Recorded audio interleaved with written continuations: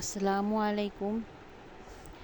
দৈনন্দিন জীবনে আমরা যে মাছগুলো খাই, সেই মাছের মধ্যে কিছু কিছু মাছ আছে জিওল মাছ, বা উপরের চামড়াটা কালো থাকে।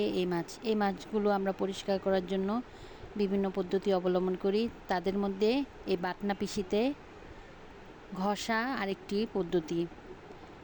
আপনাদের কাছে যদি এরকম একটা বাটনা পিষি থাকে, তাহলে এখানে যে কোনো মাছ ভালোভাবে ঘষে পরিষ্কার করে রান্না করা যায়। তাহলে আর কোনো সমস্যাই হয় না মাছ ঘষার জন্য, কারণ এটাতে ভর্তার পাশাপাশি মাছও ঘষা যায়। দেখেন, ঘষা দিলেই দারুণ চকচকে ঝকঝকে পরিষ্কার হয়ে যাচ্ছে। দেখতেই পাচ্ছেন আমি ঘষছি আর একদম দবদবে হয়ে যাচ্ছে কই মাছ। এগুলা একদম পরিষ্কার সাদা দবদবে হয়ে যায় মাছগুলা। এই বাটনা পিষিটা খুবই উপকারী, খুবই কাজের একটি জিনিস।